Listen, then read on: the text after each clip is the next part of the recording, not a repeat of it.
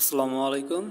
অনেক দিন পরে আবার একটা নতুন টিউটোরিয়াল নিয়ে আসলাম। আপনাদের সবাইকে হৃদয় গ্রাফিক স্কুলে আরও একবার স্বাগতম জানিয়ে আজকের ভিডিওটি শুরু করছি। তো আজকের ভিডিওটি হলো, আমরা সবাই জানি একটা কাজ যখন আমরা করব তখন সেই কাজটা কিভাবে করতে হবে এবং কোথা থেকে রিচার্জ করে আমাদের এই এলিমেন্টগুলোকে একত্র করে একটা ডিজাইন তৈরি করতে হবে। কিন্তু সমস্যাটা হলো আমরা কোন কোন ফাইলে সেভ করার পরে সেটা বায়ারকে প্রোভাইড করব, এটা নিয়ে আমাদের সবারই মোটামুটি একটা কনফিউশন থেকে যায়। তো এর জন্য আজকে আমাদের এই ভিডিওটা, যদি আপনি না জেনে থাকেন কোন কাজের জন্য কোন ফরম্যাটে আপনাকে ফাইলটা সেভ করতে হবে, তো ভিডিওটি না টেনে আমাদের এই ভিডিওটি শুরু থেকে শেষ পর্যন্ত সম্পূর্ণ দেখুন।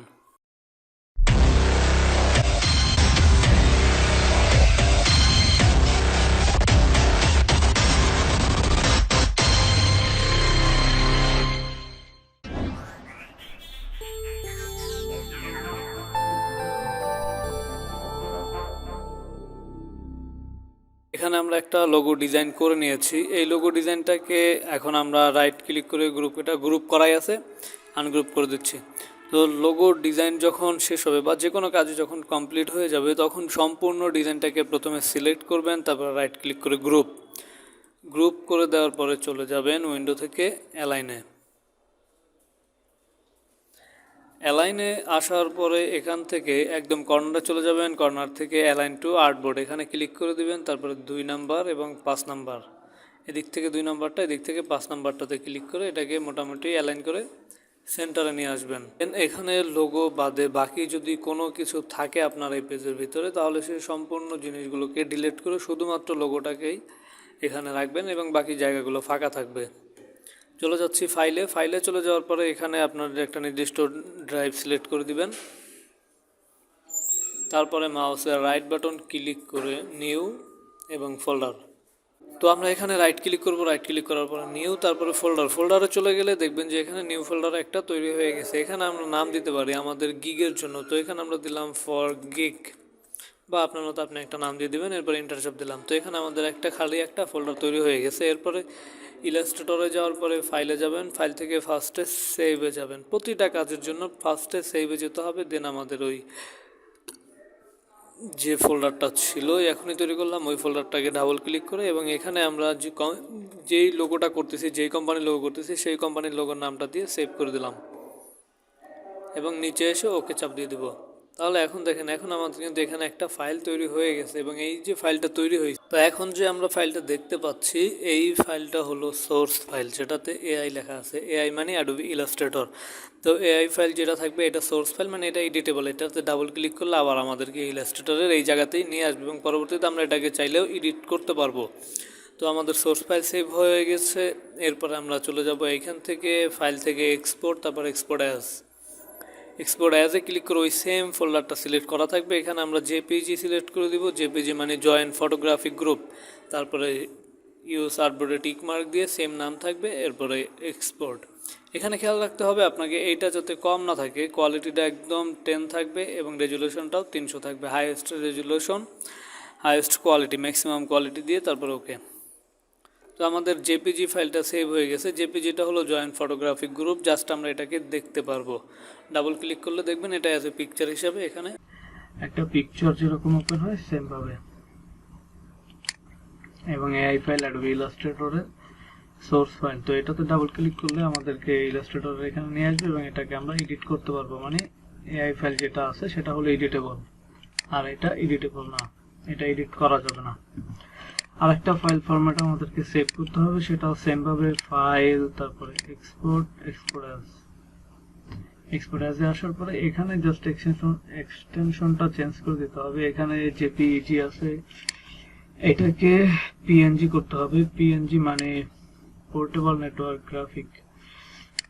এখানে ইউজ আর্টবোর্ড টিক মার্ক দিতে হবে। ইউজ আর্টবোর্ড টিক মার্ক নিলে জায়গাটা আমাদের আর্টবোর্ডটা যত বড় আছে জায়গাটা তত বড়ই নেবে, বাট এখানে শুধু পোর্টেবল যেগুলো আছে মানে যতটুকু ডিজাইন আছে শুধু ততটুকুই আমাদের সেভে আসবে, বাকি জায়গাটা ট্রান্সপারেন্ট থাকবে মানে ফাঁকা থাকবে।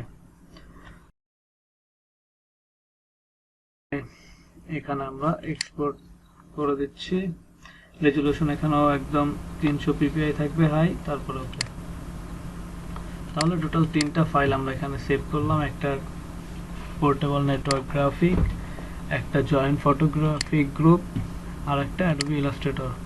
মানে এআই, জেপিজি, পিএনজি, তিনটা ফাইল তিনটা আলাদা আলাদা ফরম্যাটে সেভ করা হয়ে গেছে। লাস্ট একটা ফাইল আমাদেরকে সেভ করতে হবে, সেটা হলো মকআপ ফাইল। তো মকআপ ফাইলটা আমরা সেভ করব কিভাবে? আমাদেরকে শুরুতে আগে একটা মকআপ ওপেন করতে হবে, এবং মকআপটা সবসময় ফটোশপে হয় লোগোর জন্য। তো মকআপটা যেহেতু ফটোশপে, তাই ফটোশপের সোর্স ফাইলের এক্সটেনশনটা থাকে পিএসডি, মানে ফটোশপ ডকুমেন্ট। তো পিএসডি ফরম্যাটের ফাইলটা আপনারা ডাউনলোড করে নেবেন।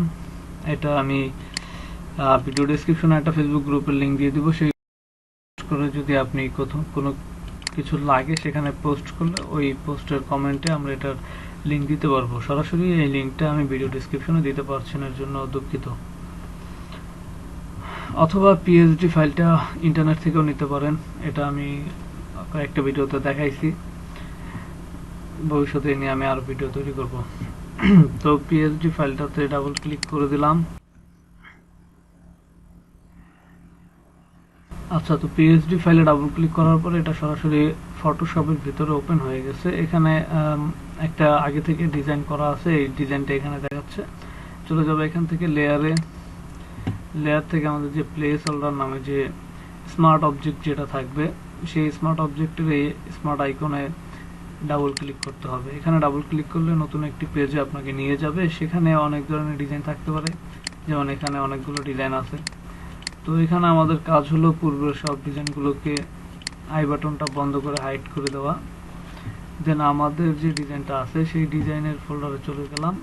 এখান থেকে পিএনজি যে ফাইলটা আছে, এই পিএনজি ফাইলটাকে ক্লিক করে ড্র্যাগ করে নিয়ে এসে ফটোশপের ভিতরে ছেড়ে দিতে হবে। ওকে, তো এখানে ছেড়ে দেওয়ার পরে শিফট ধরে এটাকে চাইলে বড় করতে পারেন। ফটোশপের কিছু কিছু ভার্সন আছে যেখানে শিফট ধরলে,